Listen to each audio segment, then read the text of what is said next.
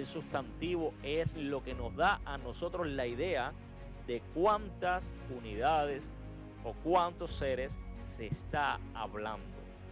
Vamos a explicar esto con más detalles a continuación para que ustedes puedan ver por qué es que yo digo y afirmo que en la Biblia, analizando todas las citas, en todas las apariciones que hace la palabra Ejad, siempre significa uno y no más de uno. En Mateo 19, del 4 al 6, leemos: Él respondiendo les dijo: ¿No habéis leído que el que los hizo al principio, varón y hembra, los hizo? Y dijo: Por esto dejará el hombre a su padre y a su madre, y se unirá a su esposa, y los dos serán una sola carne. Así que no son ya más dos, sino una sola carne. Por tanto, lo que Dios unió, no lo separa el hombre. Esta cita, y juntamente con otras para los trinitarios, se usa o es una evidencia de que es la unidad compuesta. Pero si ustedes se fijan en este detalle de Mateo 19, Jesucristo estaba identificando al Creador, al que los hizo, como un solo ser singular. ¿No habéis leído que el que los hizo y dijo? Evidentemente Jesucristo tenía en su mente un solo ser, una sola entidad, no una pluralidad ni una unidad compuesta. Vamos a confirmar más adelante cómo es que el uso de ejad siempre nos da a entender que es o significa uno y no más de uno. La evidencia bíblica muestra que para Jesucristo, el creador del relato de Génesis 1 y 2, mencionaba a un solo individuo, no a una unidad compuesta.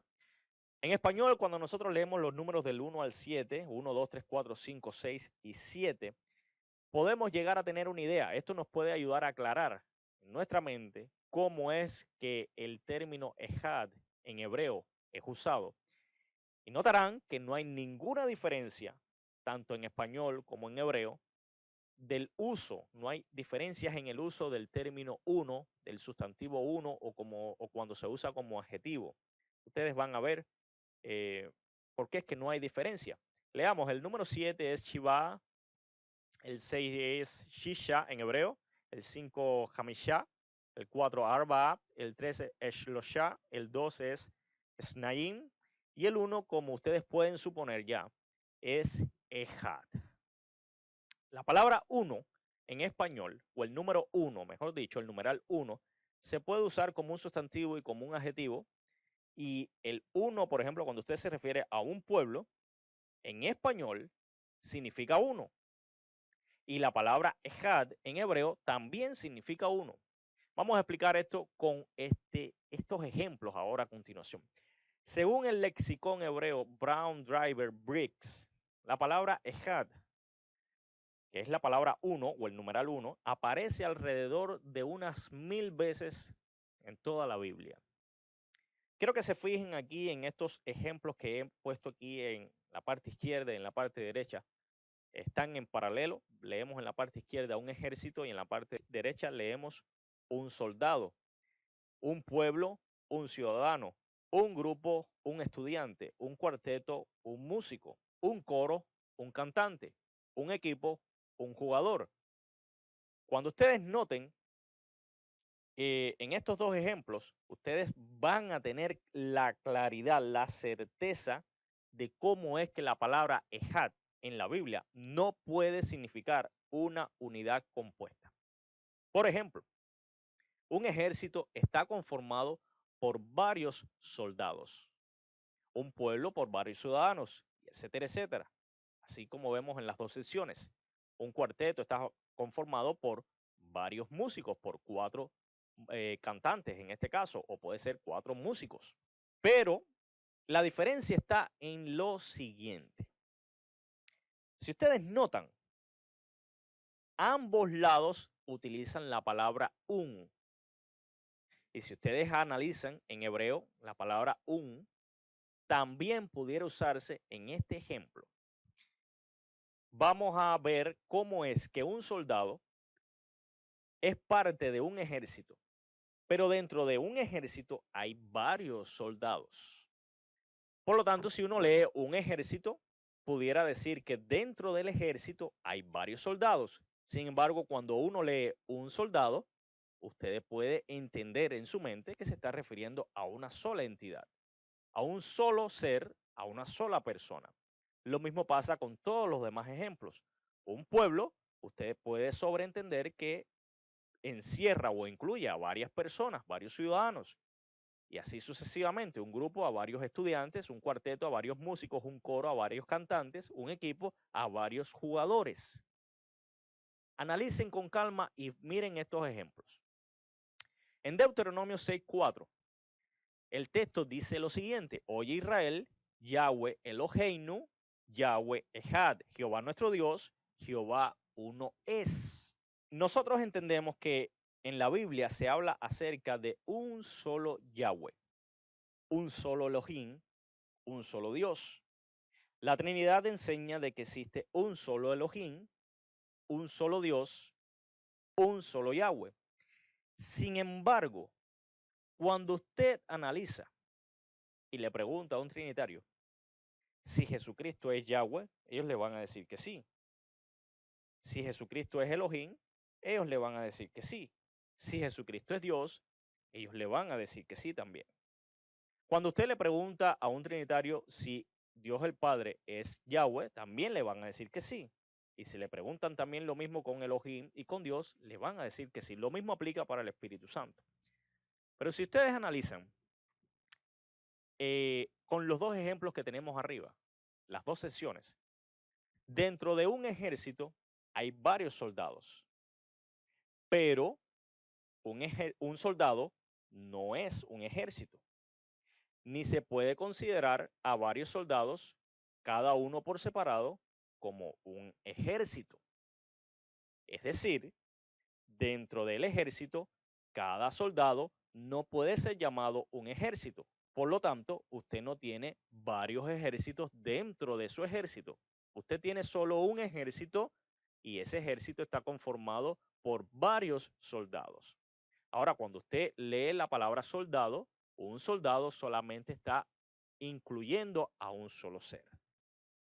Fíjense en la palabra o en el ejemplo de equipo y jugador. Cuando usted tiene un equipo, dentro de ese equipo o parte de ese equipo hay varios jugadores, pero usted no puede considerar a todos los jugadores por separado como un equipo, cada jugador como un equipo. Usted no puede tener un equipo y dentro del equipo varios equipos. Usted solamente tiene un equipo y dentro del equipo varios jugadores. Si ya ustedes pueden entender qué realmente es lo que pasa aquí con la palabra uno. La palabra uno se mantiene igual tanto para ejército como para soldado, como para equipo y jugador. Sin embargo, el sustantivo ejército es lo que nos indica a nosotros si hay o no hay más de uno. El sustantivo soldado nos indica a nosotros si hay o no hay, o se habla acerca de uno o más de uno. Por lo tanto, Ehad tiene el mismo uso en hebreo. En hebreo, Ejad siempre significa uno. El sustantivo al cual está acompañando Ejad es lo que nos indica a nosotros si realmente es o no es más de uno. Por lo tanto, decir que Ejad significa una unidad compuesta es una falacia, es un error, no es bíblico. En todos los ejemplos, los alrededor de 1000 usos de la palabra Ejad en la Biblia, en todos, sin excepción, Ejad siempre significa uno. Nosotros tenemos que estar pendiente al sustantivo que está acompañando a Ejad para ver si se está hablando acerca de algo más que uno. Habíamos nosotros en los videos anteriores llegado a la conclusión que Elohim es un solo ser porque el mismo Jesucristo lo había identificado como uno. Y este uno era el Padre, y el Padre no es un ser múltiple.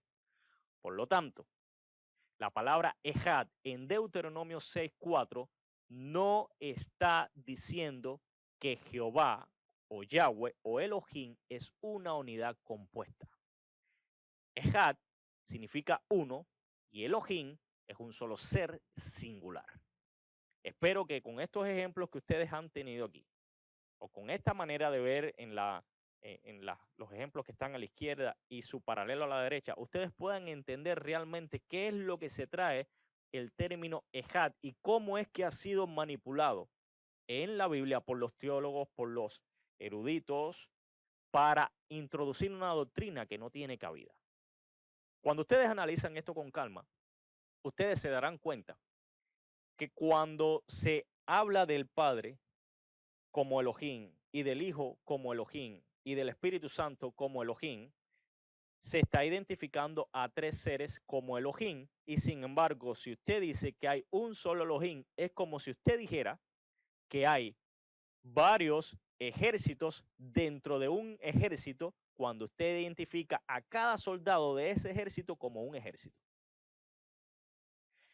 Si ustedes analizan, también la palabra Dios, cuando ustedes llaman a Jesucristo y al Padre y al Espíritu, cada uno como Dios, también ustedes tienen que analizar al ver estos ejemplos, un ejército significaría Dios y cada soldado también se le llama Dios. Entonces usted tiene varios dioses o varios dioses dentro de ese Dios.